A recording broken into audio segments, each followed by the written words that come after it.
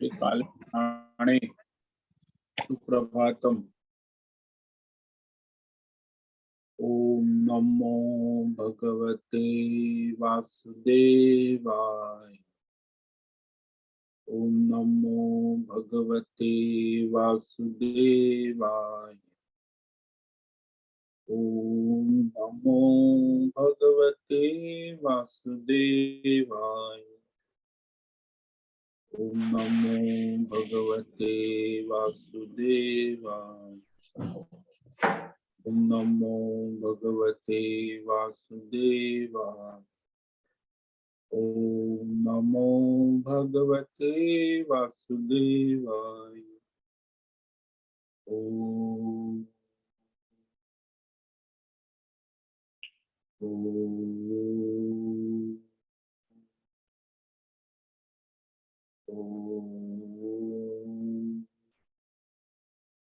ओम श्री परमात्मने नमो नमः। ओम गं गणपतये नमो नमः। ओम शं सरस्वती नमो नमः। ओम गुं गुरुभ्यो नमो नमः। ओम सहना भवतु सहनौ भुनक्तु सह वीर्यं करवावहै तेजस्विनावधीतमस्तु मा विद्विषावहै। ओम शांति शांति शांति।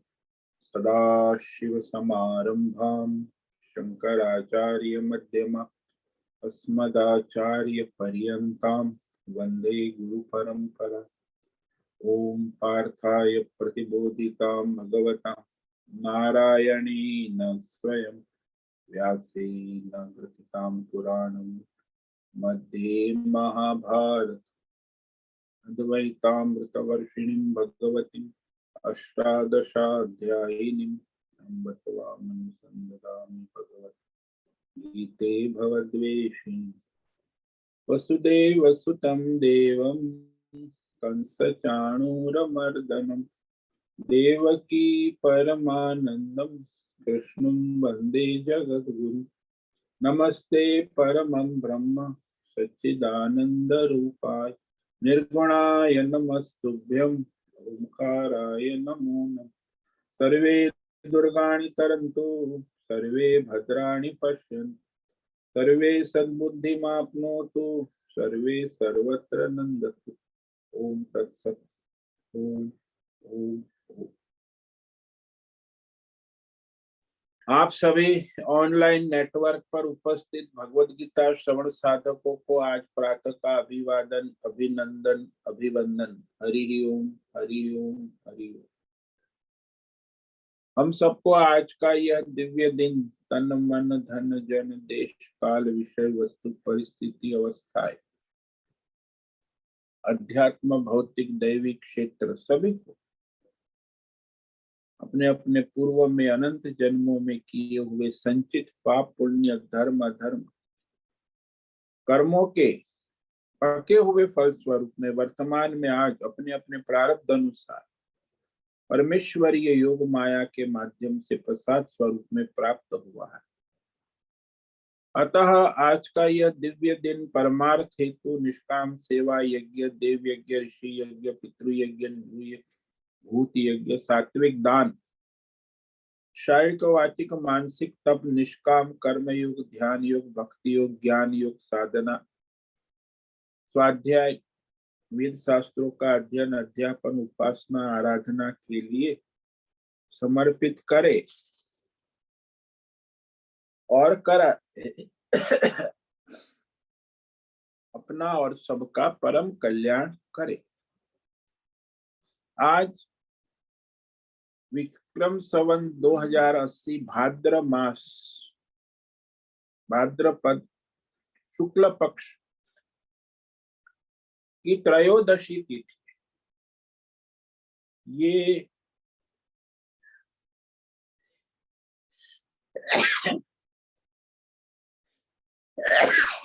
ये यहाँ रात्रि 10:18 तक है।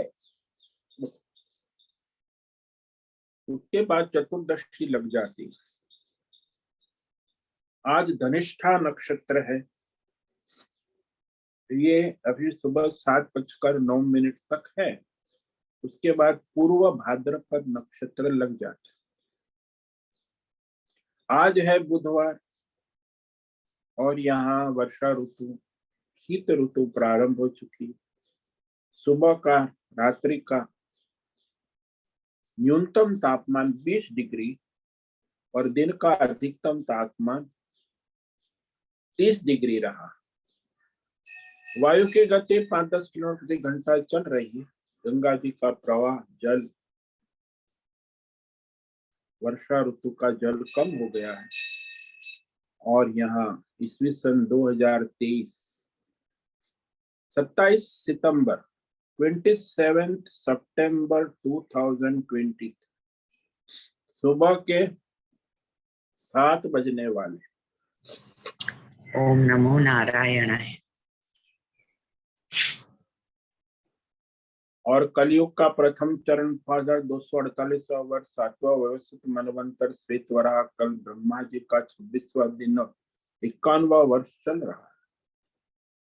तो ऐसे अनंत कोटि ब्रह्मांडीय परमेश्वरी अचिंत्य योग माया में हमारा यह एक ब्रह्मांड, इस ब्रह्मांड में ये पृथ्वी लोक समुद्र के ऊपर जम्बू द्वीप में विश्व का एकमात्र वैदिक राष्ट्र भारत में उत्तर हिमालय प्रांत में उत्तराखंड राज्य में टिहरी जिले में हिमालयन शिवालिक पर्वतमाला के अंतर्गत मणिकूट पर्वत के ऊपर नीलकंठ महादेव के सामने ऋषिकेश नगरी में मुनि की रेती प्रांत में शीशम झाड़ी में अवधूतबाड़ा आश्रम के सी ब्लॉक 5 नंबर कमरे से गंगा किनारे से हम स्वामी उत्तमानंद सरस्वती भगवद गीता के आचार्य शिष्य स्वामी चिन्मयानंद सरस्वती महाराज केवलाद्वैत वेद व्यास भगवतपाद शंकराचार्य की श्रृंगेरी संन्यास परंपरा से शिक्षित दीक्षित सनातन वैदिक भारतीय हिंदू धर्म अनुसार संपूर्ण भगवद गीता ज्ञान यज्ञ ऑनलाइन चैतन्यमय जीवंत लाइव प्रसारण के अंतर्गत व्याख्यान माला में अध्याय 2 सांख्य योग के श्लोक नंबर 48 और 49 पर संस्कृत एवं हिंदी में व्याख्यान करेंगे। दिव्य पवित्र सरल व्यावहारिक सटीक पूर्ण वर्ण अक्षर पद वाक्य पंक्ति श्लोक अध्यायों की संगति संधि अन्वय शब्दार्थ वाक्यार्थ भावार्थ रहस्यार्थ के यथार्थ तात्पर्य सहित वैदिक शास्त्र वेद व्यास साहित्य शंकर भाष्य एवं परंपरागत सन्यासी आचार्यों की टीका टिप्पणी सहित आज का यह व्याख्यान करेंगे। कृपया आप सभी श्रद्धा भक्ति ध्यान से परिपूर्ण होकर के यह दिव्य भगवद गीता श्रवण साधना करें, कुछ ग्रहण करे, धारण करे, जीवन में चरितार्थ करे और उसमें निरंतरता लाए। अपनी अपनी आध्यात्मिक भौतिक दैवी अशांति द्वंद्व मोह विक्षेपों से रहित होकर अधार्मिक अशास्त्रीय भ्रम भ्रांतियों से रहित होकर के अपने अपने शरीर इंद्रिय प्राण मन वचन कर्म से एक रूप एकाग्र होकर शुद्ध सात्विक सूक्ष्म भगवत विवेक बुद्धि करे। वेद शास्त्र एवं आचार्य परंपरा अनुसार विवेक बुद्धि करे। पुनः पुनः इस व्याख्यान का श्रवण करे, मनन करे, चिंतन करे, चर्चा विचारणा करे, प्रचार लिंक भेजे, लेखन करे, ग्रुप में शेयर कर, अपना और सबका परम कल्याण करे और कराए। ओम तत्सत। ओम ओम ओम।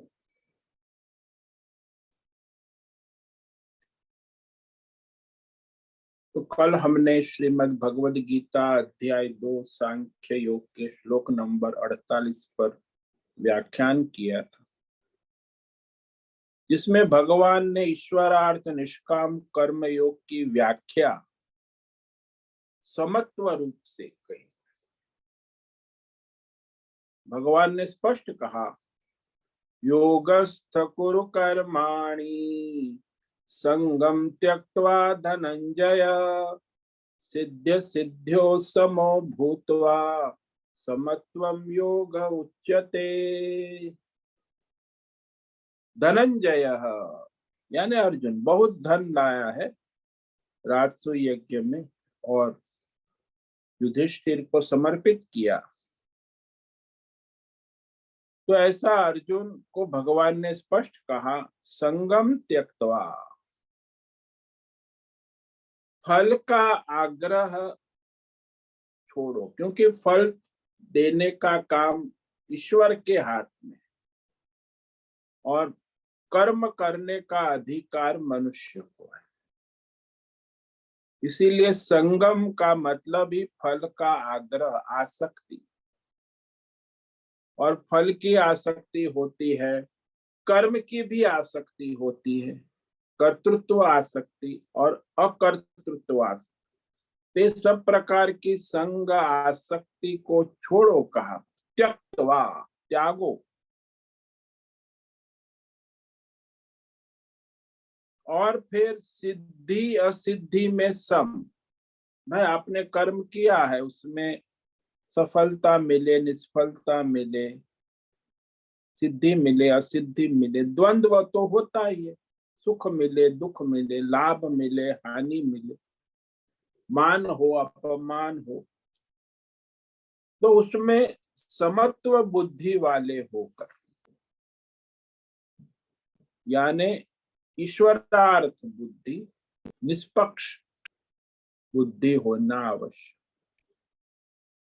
इसी में बह न जाए सफलता और निष्फलता में, तो अपने आप को समता रखे, समत्व बुद्धि वाले होकर योगस्थ कर्माणि कुरु। ईश्वरार्थ, सबके हित भले कल्याण के लिए अपना स्वधर्म कर्तव्य कर्म अच्छी तरह सावधानी पूर्वक, ईमानदारी से, निष्ठा पूर्वक कुरु, करो। जो भी आपका कर्तव्य है, स्वधर्म है, वर्तमान में देश काल, भूतकाल के तो कुछ सोचने की आवश्यकता नहीं है, भविष्य में क्या कर, वर्तमान में, वर्तमान क्षण में जो स्वधर्म कर्तव्य ईश्वर ने आपके लिए निश्चित किया है, तो वह वर्तमान में अपना स्वधर्म कर्तव्य कर्मों को अच्छी तरह ईश्वरार्थ प्रारब्ध के अनुसार जो भी है वर्णाश्रम धर्म, उसे करो। समत्वम योग उच्यते, निष्पक्ष होकर करो, मध्यस्थ होकर करो, ईश्वर समर्पित होकर अपना स्वधर्म करो। कर्तृत्व भोक्तृत्व अभिमान न रखो कि भाई मैंने किया, मैं और मेरा, सब भगवान का है। तो ये फल जो है मेरा ही है, ऐसी बुद्धि मत करो। जो कर्म करोगे फल सबके लिए है, सबका है, सबके हित भले के लिए। तो इसी समता, समता, जो समभाव में रहना, एक रहस्यमय वस्तु, एक युक्ति है, न्याय है, निष्काम योग है, जिससे हम कर्म के फलों से बच जाते, पाप पुण्य धर्म अधर्म। क्योंकि ईश्वरार्थ करने के कारण ये कर्मों का जो पाप पुण्य धर्म अधर्म बंधनों से छूट जाते। कौन से कर्म के फल से ऐसा योगी बचेगा? जो निष्काम योगी है, ईश्वरार्थ, सबके हित भले के लिए करने वाला। पाप कर्म तो करेगा नहीं, क्योंकि वो धर्मात्मा है। जो धर्मात्मा है, योगी है, तो पुण्य कर्म करेगा। अब पुण्य कर्म है, धर्म कर्म है, वो भी बंधन का कारण, क्योंकि ये पुण्य धर्म कर्म हमें सुख देगा, स्वर्ग देगा, भोग देगा। सुख जो है वो भी किसी न किसी इंद्रिय, शरीर, मन, बुद्धि से भोगना होगा। पुण्य भी हमें शरीर, इंद्रिय, मन के बंधन में रखने वाला, क्योंकि वो भोग का साधन है। तो अधर्म से, पाप से तो बच सकते हैं, लेकिन पुण्य कर्म से कैसे बचे? और कोई उपाय ही नहीं। शास्त्रों में भी कोई उपाय बताया नहीं कि पुण्य कर्म से कैसे बचे। पुण्य कर्मों से छूट जाए बंधन, वो भी बंधन है, भोग है, उसमें भी सुख है, स्वर्ग है, वो भी बंधन है। तो पुण्य कर्म के बंधन से छूटने का और कोई रास्ता नहीं।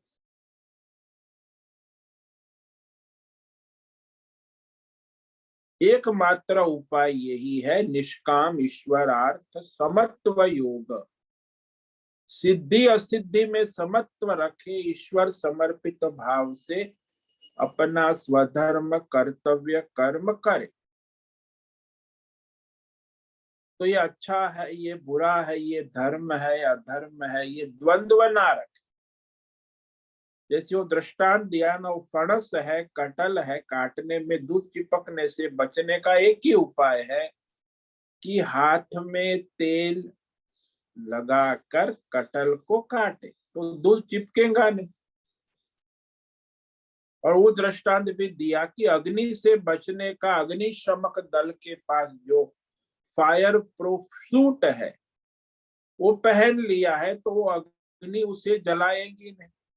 ऐसे इस कर्म बंधन से, पाप पुण्य से बचने का एकमात्र उपाय है, ईश्वरार्थ सबके हित भले के लिए अपना स्वधर्म कर्तव्य वर्तमान में अपने अपने प्रारब्ध अनुसार जो निर्धारित है वो सब ईश्वरार्थ करे।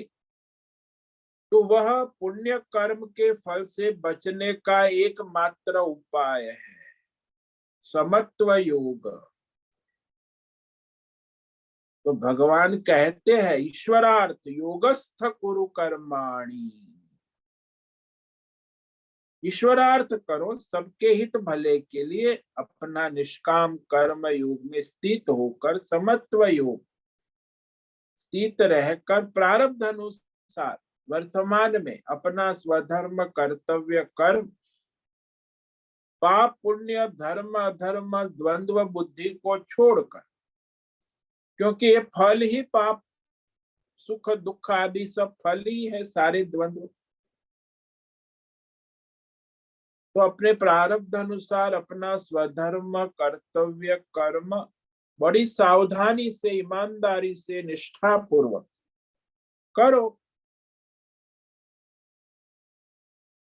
संगम त्यक्तवा कहा, फल का संग छोड़कर, फलासक्ति जिसको कहते। और चार प्रकार की आसक्ति होती, केवल फल की आसक्ति नहीं, कर्म की भी आसक्ति होती कि मेरे बिना कौन कर सकता है, मैं ही करूंगा, फल तो मुझे ही मिलना चाहिए, फलासक्ति। कर्तृत्व आसक्ति, मैंने ये किया, मैंने वो किया, मैं ऐसा करूंगा, मैं वैसा करूंगा, अब मैंने बहुत कुछ कर लिया, अब मुझे कुछ करना नहीं है, मैं रिटायर्ड हो गया हूं, बस आराम से अपना शांति से रहते हैं, पेंशन आता है। तो अकर्तृत्व आसक्ति, ये सारा संग है, ये आसक्ति है। वर्तमान में आपके पास बहुत कुछ है, यह है, दान है, तप है, स्वाध्याय है, सेवा है, बहुत सारे प्रारब्ध के अनुसार कर्तव्य कर्म स्वधर्म है। तो ये आसक्ति है, फल का संग है, कामना है, उसे छोड़ो। लौकिक कामना को मनुष्य छोड़ भी देता है, लेकिन एक संग रह जाता है, वो सूक्ष्म है कि भाई ये मैंने जो कर्म किया निष्काम ईश्वरार्थ, तो ईश्वर मुझ पर प्रसन्न होंगे, ईश्वर की कृपा होगी, मेरी मन की शांति मुझे मिलेगी, अंतकरण शुद्ध होगा, मन शुद्धि और मन की शांति होगी, इसीलिए मैंने ये ईश्वरार्थ निष्काम कर्म किया। तो कर्मयोग से ईश्वर प्रसन्न होगा, मुझे मन की शांति मिलेगी, मन शुद्ध होगा, ये कहते हैं आचार्य की ये कामना भी ना करो कि परमेश्वर प्रसन्न हो, मेरा मन शांत हो, बुद्धि शुद्ध हो, ये कामना आसक्ति संग को भी मत रखो। ये क्यों कहना जरूरी है? अन्यथा ये मनुष्य जो है वो ईश्वर की कृपा को संसार विषयक स्थिति में देखता रहेगा कि ईश्वर का अनुग्रह होगा। जब कोई अनुकूलता आ गई, सुख आ गया, तो कहेगा कि ईश्वर की कृपा, ईश्वर प्रसन्न हो गया। और जब कुछ प्रतिकूलता आ गई तो कहेगा ईश्वर तो नाराज है, ईश्वर प्रसन्न नहीं है। तो ऐसी उसे बुद्धि हो, प्रतीति होती है मनुष्य कि आजकल ईश्वर की कृपा हम पर नहीं है, आप पर है। मुझे भी कई लोग कहते, महाराज हम पर तो ईश्वर की कृपा, ईश्वर आपके आप तो पर प्रसन्न है, ईश्वर की कृपा है आपके ऊपर। तो ऐसा सोचते हैं लोग, ईश्वर प्रसन्न है नहीं है, ईश्वर की कृपा है नहीं, ऐसी प्रतीति होती। और मन शांति आजकल नहीं है, बुद्धि शुद्धि नहीं हो रही, तो सोचते कि ईश्वर की प्रसन्नता से भी मन की शांति होती है, हमारे काम सफल हो जाते हैं। तो वो निष्काम कर्म किया तो उसमें ये भी एक विवेक करना आवश्यक है कि मैं ये कामना भी ना करूं, निष्काम में ईश्वर प्रसन्न हो, मन की शांति हो, बुद्धि शुद्ध हो, ऐसी अपेक्षा कामना भी ना करे, परमार्थ हेतु करे। तो निष्काम कर्म ईश्वर प्रसन्नता कृपा के कारण न करे, केवल ईश्वर के लिए करे। तो ये परमार्थ में मनुष्य जो है अपेक्षा ईश्वर से भी करता है और वो उचित नहीं है। और वहां क्योंकि वहां कार्य कारण संबंध है, ईश्वर की कृपा, ईश्वर का अनुग्रह, मन की शांति, बुद्धि की शुद्धि, यह भी एक फलाशक्ति है ना। भले आपको सांसारिक कामना नहीं, लेकिन ईश्वर की कृपा की कामना है, फल की आशा। तो कहते ये भी कार्य कारण संबंध है, ये भी आसक्ति है कि मैंने ईश्वर के लिए निष्काम भाव से अपना स्वधर्म कर्म किया तो ईश्वर मुझ पर प्रसन्न होगा, ईश्वर की कृपा होगी, कृपा करके मुझ पर अनुग्रह करेगा और मेरी सारी समस्याओं का समाधान करे। तो यहाँ भी कार्य कारण भाव है, फलाशक्ति। पहले भी बताया था कि परमेश्वर तो नित्य सच्चिदानंद परिपूर्ण आनंद स्वरूप है, नित्य शुद्ध बुद्ध मुक्त। अब उस परमेश्वर को हमारे कर्म से प्रसन्न होना या अप्रसन्न होना नहीं बनता। परमेश्वर तो नित्य आनंद स्वरूप है, नित्य प्रसन्न है। वो किसी जीवात्मा के किसी कर्म से परमेश्वर हमारे किसी कर्म से प्रसन्न हो या अप्रसन्न हो, सुखी हो या दुखी हो, ऐसा तो नहीं हो सकता। तो हमारे कुछ करने न करने से परमेश्वर खुश हो, सुखी दुखी होगा, ऐसा तो हमारा भ्रम है, अविवेक। क्योंकि वह तो आनंद स्वरूप है, परिपूर्ण है, उसे किसी के कर्म से सुख दुख क्या होगा। इसलिए ये जो ईश्वर का अनुग्रह कृपा, ईश्वर के आसक्ति छोड़कर केवल ईश्वर ने मुझे कर्म स्वधर्म कर्तव्य वर्तमान में करने का स्वतंत्र अधिकार दिया है, ये अधिकृति अधिकार। तो वो मैं अपना कर्तव्य करता हूं बस। तो फल के लिए, ईश्वर की कृपा के लिए, ईश्वर के अनुग्रह के लिए नहीं, ये मुझे कर्म करने का स्वतंत्र अधिकार है, मेरा स्वधर्म कर्तव्य इसलिए करना है। ऐसा नहीं कि मेरे ऊपर ईश्वर प्रसन्न हो, मन की शांति मिलेगी, मेरी मनोकामनाएं पूर्ण हो, ऐसी इच्छा मन में नहीं लानी चाहिए। तो इस प्रकार फल की तृष्णा से सर्वथा रहित तो होना निष्काम कर्म योग के लिए आवश्यक। कई बार लगता है मुझे तो कोई फल की इच्छा नहीं है, लेकिन मन में ये सूक्ष्म इच्छा भी हो कि ईश्वर की कृपा होगी, ईश्वर का अनुग्रह होगा और ईश्वर मेरे मन की शांति मिलेगी, मन शुद्ध होगा, बुद्धि शुद्ध होगी, तो हमारे परमार्थ अनुग्रह हो। तो यहाँ भौतिक, आध्यात्मिक, दैवी, पारमार्थिक सभी प्रकार की कामना, इच्छा फल की रहित होना, ऐसा फल की रहित नहीं कह रहे हैं, ये भी विवेक करो। प्राय जो मनुष्य उसे नहीं समझ पाते। फल की कामना, इच्छा मत करो यह नहीं कह रहे, फल तो मुझे ही प्राप्त हो ये इच्छा मत करो, यानी स्वार्थी मत बनो, परमार्थी बनो। ये बहुत ही सूक्ष्म बात है। मनुष्य को स्वार्थी और परमार्थी में विवेक, बहुत पतली धार है।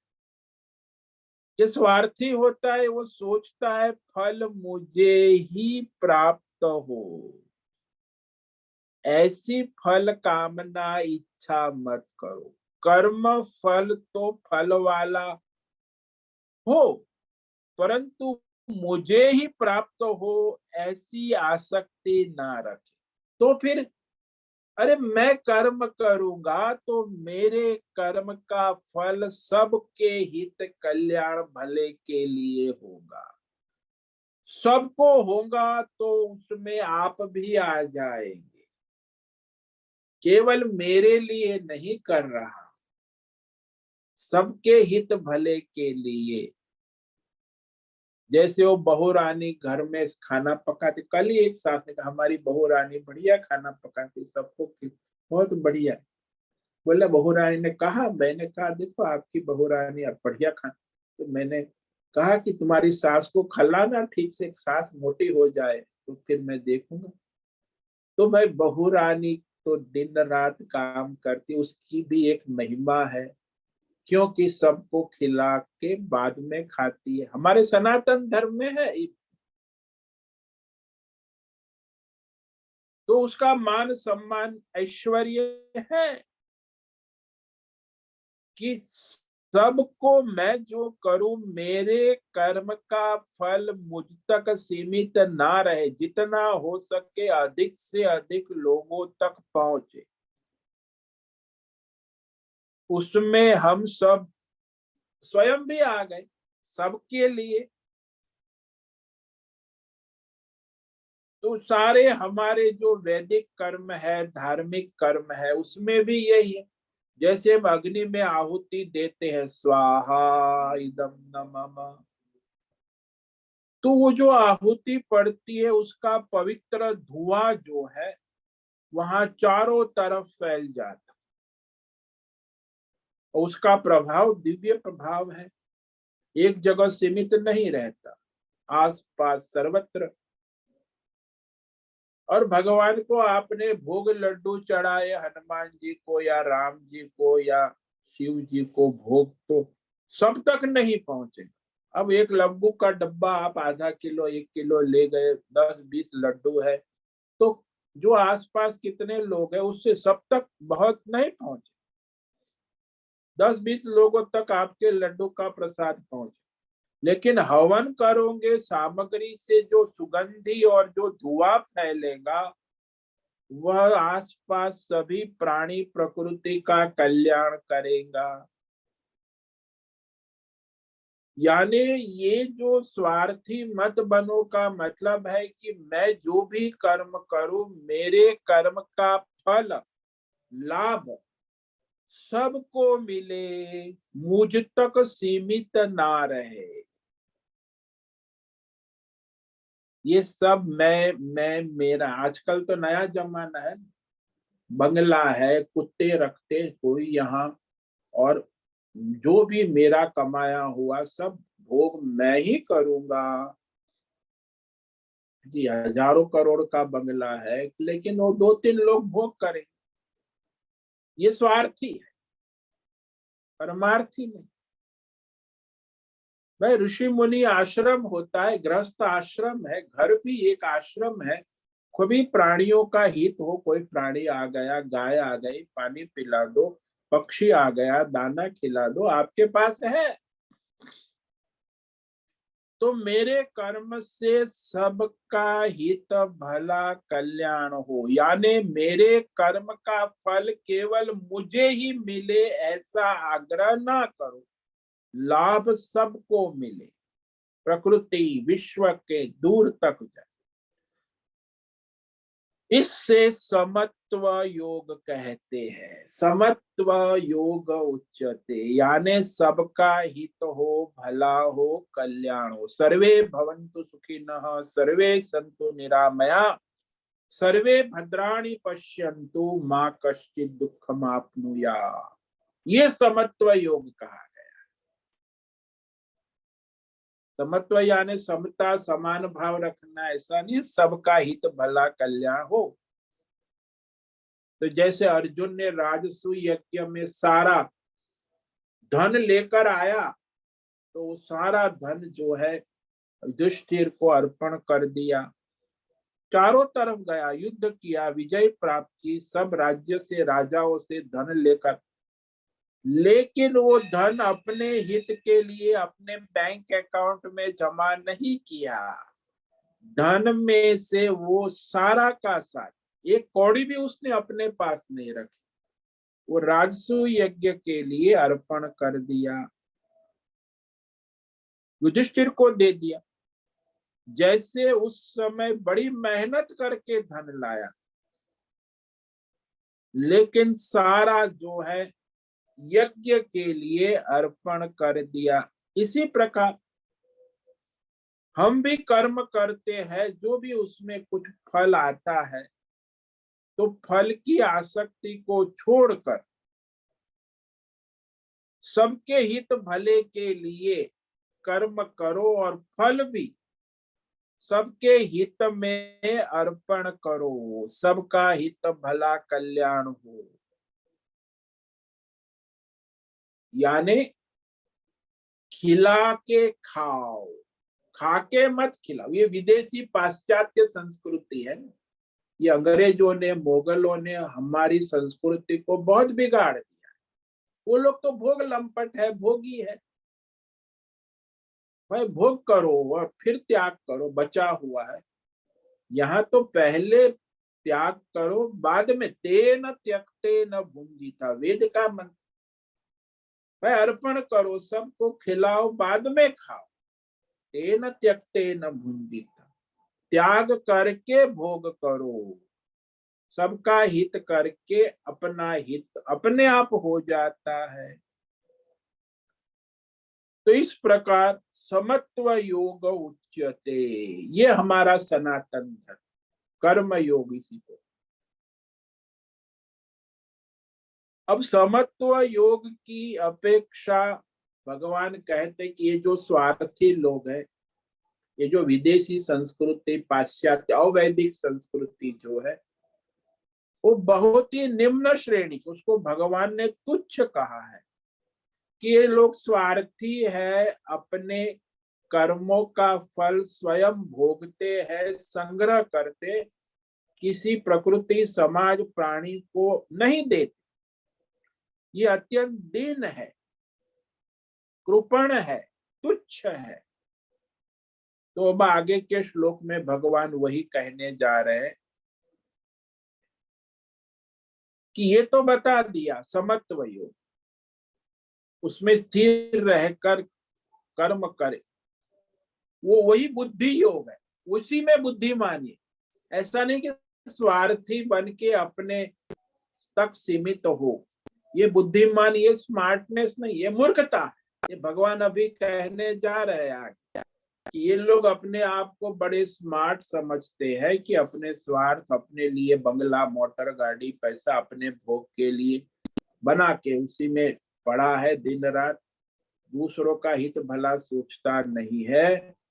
तो स्वार्थी जो है वो सकाम कर्मी है, वो तो कृपण है, उसे कहीं चैन शांति मिलने वाली नहीं है, वो मूर्खता का योग है। अब बुद्धि योग तो ये है कि ये भगवान ने हमें शक्ति दी है, जो पावर दिया है उसका सदुपयोग करे और इस तरह कर्म करे। तो आगे के श्लोक में वही कह रहे हैं, श्लोक नंबर 49। दूरेण यवरम कर्म बुद्धियोगा धनंजय बुद्धौ शरणमन्विच्छ कृपणा फल हेतवः। ये जो निष्काम कर्म योग है उसे भगवान ने यहाँ बुद्धि योग कहा कि भाई मेरे कर्म का फल केवल मुझे न सबको प्राप्त हो, लाभ हो। और इस कर्म योग से भी ये जो सकाम कर्म है वो परमार्थी है, कर्म योग सबका हित, और यहाँ स्वार्थी है, केवल अपना, मैं और हम दो और हमारे दो, मेरा परिवार, बाकी मुझे दुनिया से क्या लेना देना। तो एक स्वार्थ योग है, सकाम कर्म यानी स्वार्थ योग, और निष्काम कर्म यानी परमार्थ योग। बोले परमार्थ योग तो बहुत ही श्रेष्ठ है, और ये स्वार्थ योग सकाम अत्यंत ही अवरम कहा, बहुत ही निम्न श्रेणी का है, अवरम तुच्छ है, अत्यंत ही दीन है, बहुत ही निम्न श्रेणी का है। स्वार्थी मनुष्य की जिंदगी बहुत ही कष्टदायी, दुखदायी। तो वह भगवान ने कहा, इसीलिए धनंजय बुद्धौ शरणमिच्छ, परमार्थ बुद्धि वाले हो जाओ। बुद्धौ शरणम यानी ईश्वर का आश्रय लो और सबके हित के लिए अपना स्वधर्म कर्तव्य कर्म करो। शरणम यानी आश्रय लो, किसका आश्रय ग्रहण करो? परमात्मा का, ईश्वर का आश्रय लो और करने योग्य कर्म करो, और वो कर्म का फल ईश्वर को समर्पण करो। मतलब क्या? सबका हित भले में उसे अर्पण करो। बुद्धौ शरणमन्वित कृपणा फल हेतवः। ये जो स्वार्थी लोग है ना, अपने स्वार्थ, अपने फल हेतु कर्म करने वाले, वो कृपण है। कृपण है मतलब, कृपण के संस्कृत में बहुत अर्थ होता, मूर्ख है, मक्खी चूस है, गरीब है, दीन है, भले कितना भी अरबपति हो लेकिन वो स्वार्थी है, गरीब है, दीन है।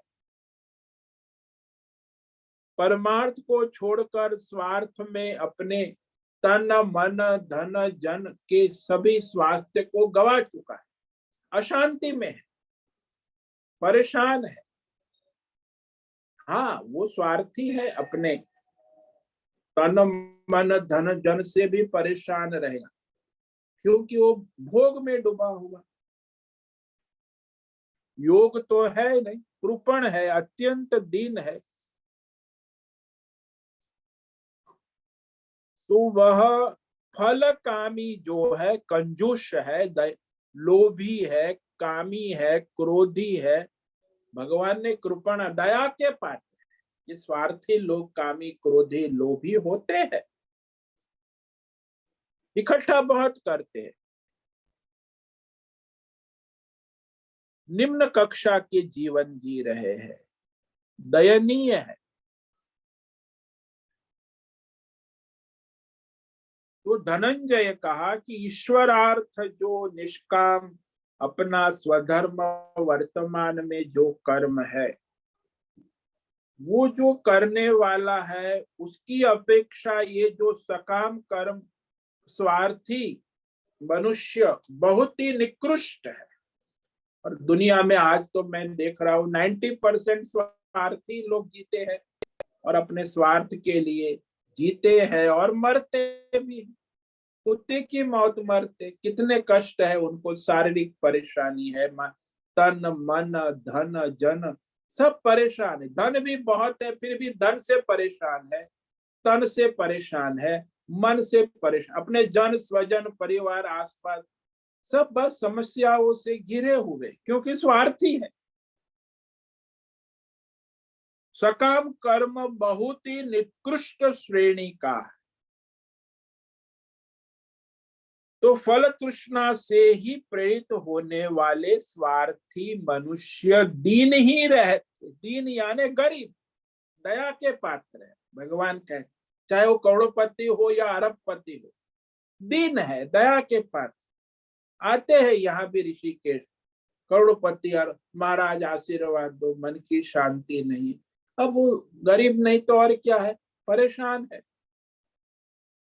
करोड़पति है, अरबपति है। यहाँ एक अरबपति आया, 300 करोड़ की संपत्ति उसकी, मेरे पास आया था, महाराज कुछ। अरे मैंने कहा अब आपने कर्म किए, ये सब सरकार में IAS ऑफिसर 300 करोड़ का घपला कर्म, अब तुम्हें मन की शांति मैं कहां से दूंगा, इतने पाप करके आया है। तो वो दीन है, बहुत ही दया के पात्र है। हाँ, उसके पास भौतिक साधन संपत्ति बहुत है, करोड़ों की, लेकिन फिर भी वो भिखारी है, दया का दीन है। इसीलिए भगवत बुद्धि का आश्रय लो, ईश्वरार्थ बुद्धि का आश्रय करो। भगवान ये कह रहे हैं इस श्लोक कि तुम स्वार्थी मत बनो, परमार्थी बनो। और यहाँ मनुष्य, ज्यादातर मनुष्य ये स्वार्थी और परमार्थी कर्म की खिचड़ी भी पका लेते, समझते हैं कि ईश्वरार्थ हम निष्काम और सकाम कर्म कभी एक नहीं समझ लेना।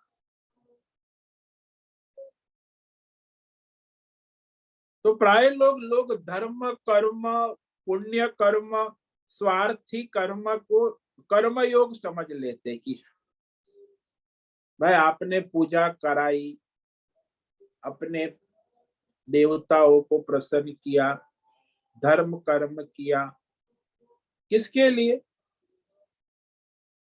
यहाँ भी लोग दान धर्म करते, कहते कि अपनी फैमिली की हित के लिए या अपने मेरे स्वास्थ्य के लिए, या तो भाई अपने स्वास्थ्य के लिए आपने धर्म कर्म किया तो आप परमार्थी कहाँ से हो गए, स्वार्थी हो गए। भाई सबके स्वास्थ्य के लिए आपने कुछ धर्म कर्म यज्ञ किया, इसलिए जो धर्म कर्म को कई लोग ईश्वरार्थ समझ बैठते। अरे भाई तुम अपने परिवार के स्वार्थ, अपना व्यक्तिगत स्वार्थ, अभी कल ही एक बोर्ड में लिखा था कि माय कंपनी इम्प्रूवमेंट के लिए आई एम गिविंग अन्नदान। यहाँ भंडारा करते हैं अन्न, तो कंपनी का विकास हो उसके लिए मैं अन्नदान, तो ये सकाम हो गया। इसको परमार्थ कहाँ से कहोगे, धर्म कर्म हुआ। और ज्यादातर 90% मनुष्य इस धर्म कर्म वो स्वार्थी है, उसको वो परमार्थी समझ लेते हैं। भाई निष्काम परमार्थ का मतलब है कि सबका हित भला कल्याण हो, ईश्वरार्थ कर्मयुक्त। तो ये भी बहुत बड़ी गलतफहमी संसार में चलती कि धर्म कर्म को ईश्वरार्थ सकाम निष्काम कर्म योग समझ लेते। भगवान यहाँ बार बार जोर देकर कह रहे हैं कि धर्म कर्म करना निष्काम कर्म योग नहीं है, समत्व योग नहीं है। ईश्वरार्थ सबके हित भले के लिए जो कर्म होगा वही कर्म योग। अपने स्वार्थ के लिए या अपने परिवार, यहाँ तक कि कहे कि अपने राष्ट्र के हित के लिए, ये भी कर्मयोग नहीं होगा। मेरे भारत का कल्याण हो तो भी आपका कर्मयोग नहीं हो। सारे विश्व का हित हो, सबका कल्याण हो, सबका, तब सर्वे भवन, तभी कर्मयोग होगा। कहीं भी आप सीमित हो गए कि मेरे राज्य के लिए, मेरे परिवार के लिए, मेरी संस्था के लिए, मेरे लोगों के लिए, ये सारा सकाम धर्म कर्म है, पुण्य कर्म है, लेकिन उसको निष्काम कर्म योग ईश्वरार्थ नहीं सकते। वो केवल सबका हित हो, भला हो, कल्याण हो, तभी ही वो कर्म योग होगा। बार बार जोर देके भगवान कहते, सकाम कर्म और निष्काम कर्म की अपेक्षा भगवान ने कहा कि ये निकृष्ट है। क्यों निकृष्ट है? क्योंकि वो कामना वाला है, कर्म पाप पुण्य वाला है, वो कर्म बंधन वाला है, संसार में वो बंधन में डालने वाला, व्यष्टि समष्टि कर्म बंधन है। कई लोग समझते नहीं है, समष्टि राष्ट्र के लिए, ये जब नेता लोग बड़ी बड़ी बातें करते हैं तो समष्टि कर्म बंधन में आ गए। वो ईश्वरार्थ नहीं है, राष्ट्र की उन्नति के लिए हम नेता लोग बड़े बड़े व्याख्यान करते, तो समष्टि कर्म बंधन में आ गए। व्यष्टि और समष्टि दोनों सकाम स्वार्थी है। दुनिया का कोई भी नेता, जो नेता सारे विश्व का कल्याण सोचता है, वही कर्मयोगी है। बाकी जो अपने राष्ट्र के हित में जो राजनीति करता है वो स्वार्थी है, वो परमार्थी कभी हो नहीं सकता। चाहे वो अमेरिका का प्राइम मिनिस्टर हो, चाहे ऑस्ट्रेलिया हो, चाहे चाइना हो, चाहे भारत का प्रधानमंत्री कर्मयोगी है। वो सारे विश्व का हित चाहता है और अभी उसने सारे विश्व के हित के लिए बहुत सारा कार्य भी कर रहा है। तो ये कर्मयोग।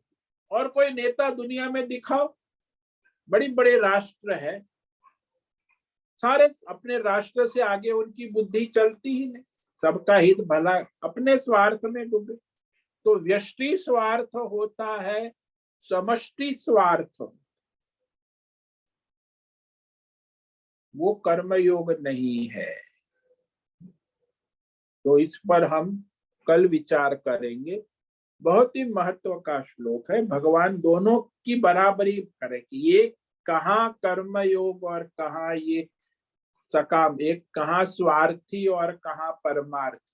और स्वार्थी केवल व्यक्तिगत नहीं, समष्टिगत स्वार्थी भी है, जो अपनी समष्टि के स्तर पर स्वार्थ। तो आज हमने जो श्लोक किया उसमें एक तो 48वां श्लोक जिसमें भगवान ने समत्वम योग उच्यते, उस पर विचार किया कि समत्व का मतलब है सबका हित भला कल्याण के लिए ईश्वर ने मुझे जन्म दिया है। जो मेरा प्रारब्ध है, ब्राह्मण क्षत्रिय वैश्य स्त्री पुरुष जहां भी मुझे रखा है, मैं जो भी अपना स्वधर्म कर्तव्य कर्म करता हूँ वह सबके हित भले के लिए कर रहा हूं। ये हो गया समझ। सर्वे भवन्तु सुखिनः, ये हमारी सनातन वैदिक प्राप्ति, यही कर्म योग है, समत्व योग है। और फिर आज हमने ये श्लोक प्रारंभ किया, इस पर व्याख्यान कल करेंगे। दूरेण यवरम कर्म बुद्धि योगा धनंजय, बुद्धौ शरणमन्विच्छ कृपणा फल हेतवः। ये निष्काम बुद्धि योग भी कहा, परमार्थ, इसको भगवान अलग अलग नाम से कहते, कर्म योग, निष्काम बुद्धि योग, परमार्थ योग। तो ये जो सबके हित भले में होने वाला निष्काम कर्म योग है, उसमें यह सकाम कर्म यानी जो स्वार्थी है वो अत्यंत ही निम्न श्रेणी का है, संसार में तुच्छ है, निकृष्ट है, क्षुद्र है। इसीलिए भगवान सावधान करते, धनंजय, अर्जुन तुम तो धन लाने वाले हो, तुम परमार्थ के लिए समबुद्धि भगवत बुद्धि में स्थित होकर निष्काम कर्म योग में लगो, यानी उसका आश्रय लो, शरण लो, परमार्थ ईश्वर समर्पण भाव से अपना स्वधर्म करो, सबके हित भले के लिए करो।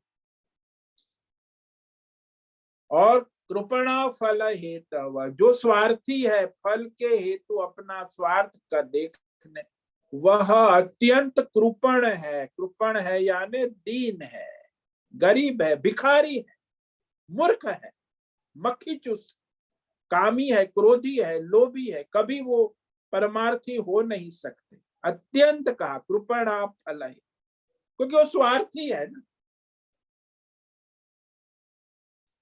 तो इस प्रकार इस पर हम कल भी विचार करेंगे, बहुत ही महत्व का है। दोनों की कंपैरेटिव स्टडी भगवान, स्वार्थी और परमार्थी, सकाम कर्म करने वाला धर्मात्मा और निष्काम कर्म करने वाला परमार्थ।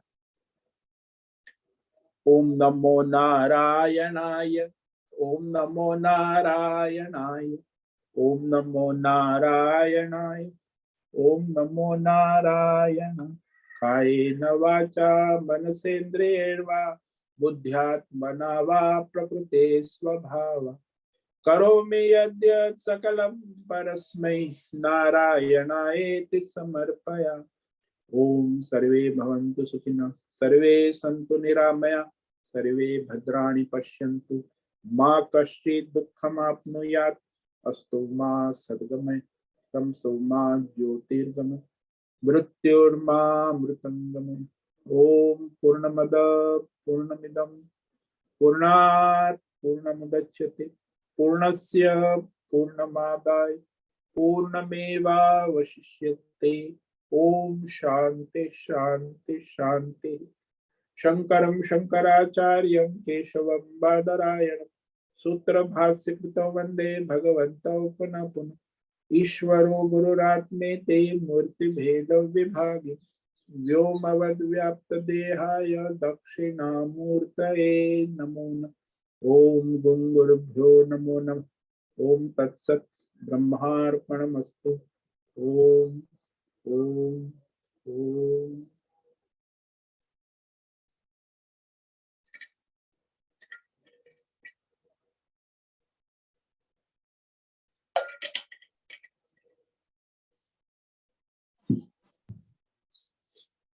प्रणाम स्वामी जी। ओम नमो नारायण। हाँ बोलो।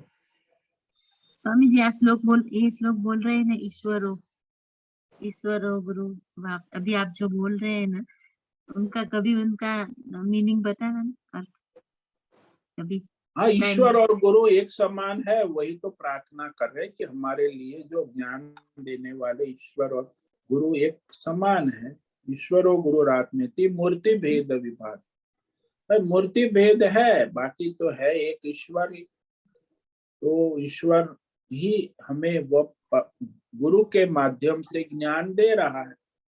तो ईश्वर और गुरु में कोई भेद नहीं। ईश्वर और गुरु मूर्ति भेद, व्योमवत व्याप्त, आकाशवत सर्वव्याप्त। तो भगवान शिव है दक्षिणा मूर्ति, वही हमें ज्ञान दे रहे हैं। तो ऐसा भाव करें। स्वामी जी, दक्षिणा मूर्ति मंदिर है? दक्षिणा मूर्ति भगवान शिव का ज्ञान अवतार है, भगवान शिव का स्वरूप है। किधर मंदिर ऐसा नहीं है जैसा? हाँ मंदिर है, बहुत सारे मंदिर, साउथ में तो बहुत मंदिर दक्षिणा मूर्ति। शिव जी का ज्ञान देने वाला स्वरूप है, ज्ञान अवतार। प्रणाम स्वामी जी। ओम नमो नारायण। ओम नमो नारायण। ओम नमो नारायण स्वामी जी। हाँ बोलिए शर्मा जी। स्वामी जी, आपने कर्म फल और उसकी आसक्ति के बारे में बताया, और आपने उदाहरण दिया कटहल काटने का, जैसे तेल लगा के किया जाए। हाँ जी, हाँ जी। लेकिन कर्म का फल तो निश्चित है, ये भी आपने पहले बहुत कराया था कि हाँ कर्म फल मिलना तो निश्चित है। चाहे जैसे कृष्ण का देखें तो उनको भी कुंती ने श्राप ही दिया था कि तुम्हारी वजह से ये युद्ध हुआ वगैरह जो भी। तो कर्म फल तो निश्चित है, तो उससे ही आसक्ति होती है, उससे ही वो होगा कि आपने जो भी कर्म करना है उसका फल तो आपको ही मिलना है। इस पर थोड़ा सा आप और बताइए। देखो, आप ऐसा आग्रह करते हो कि कर्म का फल मुझे ही मिलना है, तब आप सकाम कर्मी धर्मात्मा हो गए ना। लेकिन कर्म का फल सबके हित भले के लिए, सबका कल्याण हो इसके लिए, तो वो जो है उसका फल सब तक पहुंचता है ना। वो ईश्वरार्थ कर्म योग। जैसे हम एग्जाम्पल ले लो कि आपके घर में हलवा बन रहा है, आपके मेहमान आ रहे हैं, आपके मित्र आ रहे हैं, तो कर्म आप हलवा बना रहे हैं, तो वो बस आपके परिवार के लिए घर तक सीमित है, घर के बाहर भी नहीं जाएगा। लेकिन आपने सत्यनारायण भगवान की कथा है, पूर्णिमा अभी कल परसों है, तो उसकी तैयारी करके हलवा बनाया है, तो फिर आपके परिवार, आपके रिश्तेदार घर तक सरवा नहीं रहेगा, वो आप अड़ोस पड़ोस में भी देने जाएंगे। आज हमारे घर में कथा है, हम प्रसाद ये लीजिए, हलवा है, तो हम सबको आसपास भी बांटने जाएंगे। क्यों? क्योंकि सबका है, सबके लिए है। और वो जो हलवा आपने अपने मेहमान आए हैं, अतिथि आपके मित्र आए, उनके लिए भी बना वही हलवा है, लेकिन हलवे में फर्क है। तो वो अपने परिवार तक सीमित, वो सकाम है, वो अपना स्वार्थ है, और वो ईश्वर को समर्पित है, तो समर्पित सबके लिए है, तो वो परमार्थ है, सबको प्रसाद बांटता है। तो हमारा कर्म, मानो कि आप कोई भी कर्म कर रहे हो, तो वो कर्म आप ऐसा कि मैं जो ये एक मजदूर है, मानो कि कर्म कर, यदि उसकी बुद्धि में ऐसा भाव है कि मैं ये जो रास्ते का काम कर रहा हूँ, तो यहाँ इतने लोग आएंगे, सबका हित होगा, भला होगा, तो वो मैं सबके भले के लिए ये रास्ते में मजदूरी कर रहा हूँ, पत्थर ढो रहा हूँ, तो कर्म योगी हो जाएगा। भले मुझे शाम को 500 रुपया दिहाड़ी मिलती है, वो मुझे प्रसाद है, लेकिन मैं इस 500 रुपये के लिए काम नहीं कर रहा। ये जो रास्ता मैं बनाऊंगा, यहाँ से कितने लोग जाएंगे, सबको परेशानी नहीं होगी।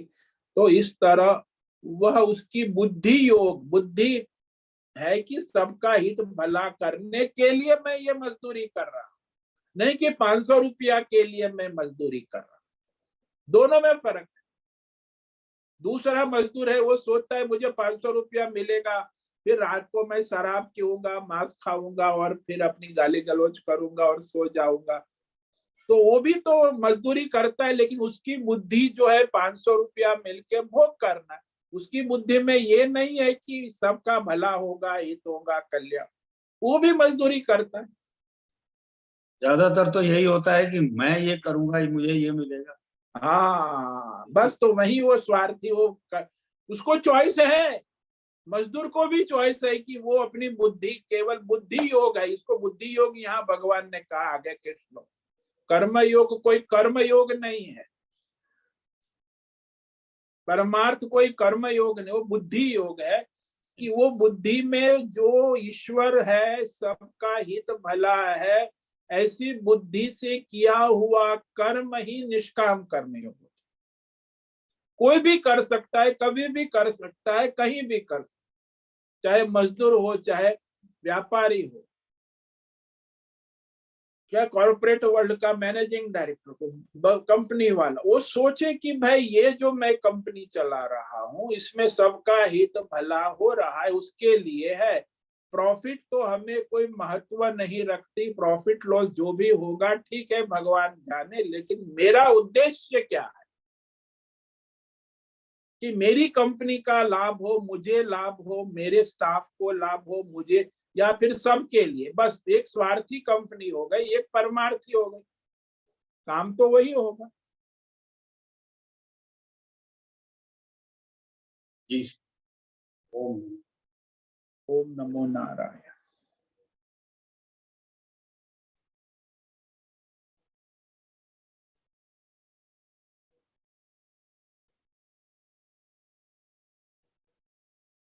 ठीक है, आज का समय पूरा हो रहा है। सभी ओम नमो साधकों। नारायण स्वामी हाँ, जी। कौन है? हाँ बोलो भावना। स्वामी जी, अभी जो आपने बताया सबके लिए सोच के करना है, हाँ जी, वही परमार्थ है। हाँ जी, लेकिन हम कुछ भी ऐसे कर्म करते हैं तो भले पहले अपना सोचते थे, अभी परिवार का सोचते हैं, फिर आस पड़ोस का सोचते हैं, लेकिन रोज का जो काम रहता है वो प्रैक्टिकली तो सबके लिए सोच के कैसे किया जा सकता है? जैसे अभी हम लोग, मैं खाना बना रही हूँ, लेडीज हूँ, तो मैं ऐसे कैसे सोच सकती हूँ कि मैं सबके लिए बना रही हूँ? बना तो रही हूँ तो मेरे परिवार के लिए, तो नहीं उसमें नहीं वो नहीं, क्यों नहीं सोच सकती है? तू अभी नाश्ता बनाएगी तो नाश्ता बना के उसमें आप कहो कि सबके लिए ईश्वर का प्रसाद है, भगवान को भोग लगा के फिर सबको दो। घर में बाहर से कोई अतिथि आ गया, आसपास कोई पक्षी आ गया, प्राणी आ गया, कि अपने लिए नहीं है, सबके लिए, चाहे जितना भी बनाओ खाना, नाश्ता बनाओगे तो बुद्धि है आपकी कि ये जो नाश्ता मैं बना रही हूँ केवल मेरे और मेरे परिवार के लिए नहीं है, सबके लिए है। अब जो आएगा वर्तमान में, जिसका प्रारब्ध होगा, कोई पक्षी आ गया, कोई कुत्ता आ गया, कोई प्राणी आ गया, कोई अतिथि आ गया, सबके लिए है, नहीं कि मेरे और मेरे परिवार के लिए। तो वो बुद्धि है। खाना तो वही बनेगा, नाश्ता तो वही बनेगा, लेकिन आपकी बुद्धि में क्या विवेक है? कोई भी कर्म आप कर सकते हो, सबके हित भले के लिए है, ऐसा। तो वो हमारी बुद्धि स्वार्थी नहीं होनी चाहिए, परमार्थी होनी। आपने नाश्ता बनाओगी तो केवल स्वार्थ में अपने परिवार तक, और फिर उसमें कोई आ गया, किसी को देना है तो भाई आप स्वयं भूखे रह के दूसरे को दे दो, सबके लिए है। जो पहला आ गया, कोई प्राणी आ गया, कोई पड़ोसी आ गया, कोई अतिथि आ गया, कोई भिक्षु आ गया, तो खिलाओ। ऐसा है कि सबके लिए बना हुआ है अभी समय खाना जो ना। तो ये दोनों बुद्धि का भेद है, एक स्वार्थी बुद्धि है, एक परमार्थी। जो अपने लिए, अपने परिवार के लिए, अपने राष्ट्र के लिए अपने, वो स्वार्थी बुद्धि है। और सबके हित भले के लिए देने को तत्पर है, वो परमार्थी बुद्धि है। वही निष्काम योग, उसमें सबका हित भला है। कोई भी कार्य मेरे लिए नहीं, मुझे मानो कि तनख्वाह मिल रही है 1,00,000 रुपया, तो मेरे लिए नहीं है, मेरे परिवार, समाज, राष्ट्र, विश्व, सबके हित के लिए है, और उसके लिए खर्च करना है, तो वो कर्म योग। नहीं, मुझे तनख्वाह 1,00,000 रुपया मिली है, मैं मेरे परिवार में भोग करूंगा, बाकी बैंक में बैलेंस जमा करूंगा और फिर अपना भोग करूंगा, स्वार्थी है। तो ईश्वर ने दिया है आपको जो भी आपके प्रारब्ध के अनुसार आपका कर्म, तो वो कोई भी कर्म आप परमार्थ कर सकते हो और स्वार्थ भी कर सकते हो। तो स्वार्थी मनुष्य कामी क्रोधी लोभी होता है, परमार्थी कभी कामी क्रोधी लोभी नहीं हो सकता, क्योंकि वो सबका हित भला कल्याण में अपने कर्म को समर्पित करता है। समझ में आया? मतलब कोई भी कर्म करने के टाइम वही सोचना है कि ये मैं परमार्थ के लिए, सबके लिए कर रही हूँ, फिर वो कोई भी कर्म हो। कोई भी स्नान मैं कर रहा हूँ तो स्नान भी मैं शुद्ध होगा, मेरा शरीर स्वच्छ शुद्ध होगा तो आसपास मेरे लोग मुझे मिलेंगे, उनको बदबू नहीं आएंगी, गंदे, उनका सबका हित कल्याण भी तो होगा ना। तो मेरे शरीर से बैक्टीरिया यहाँ वहां नहीं फैलेंगे, गंदगी नहीं फैलेंगी। मैं नहा रहा हूँ तो मेरे लिए थोड़ी नहा रहा हूँ, आसपास समाज के बीच में जा रहा हूँ, आ रहा हूँ, इतने लोगों से मिल रहा हूँ, तो उनका सबका भी हित होगा। ऐसे नहीं कि स्नान में अपने लिए कर रहा हूँ, ये बुद्धि है। कोई भी कर्म बुद्धि जी योग सर। का। समझ में आया? हाँ हाँ हाँ, समझ में आया स्वामी जी। धन्यवाद। ओम नमो नारायण। ओम नमो नारायण। ठीक है, समय पूरा हो गया। सभी साधकों को आज का ओम नमो नारायण। सबको ओम नमो नारायण। स्वामी जी। ओम नमो नारायण। ओम नमो नारायण स्वामी। ओम नमो नारायण। तो ओम नमो ओम नमो मुझसे नारायण स्वामी निवेदन है जी। आज ओम का नमो नारायण स्वामी जी। ओम नमो नारायण। आज का यह दिव्य सत्संग हम यही पूर्ण करते हैं। सभी साधकों को ओम नमो नारायण। साधकों को नमो नारायण।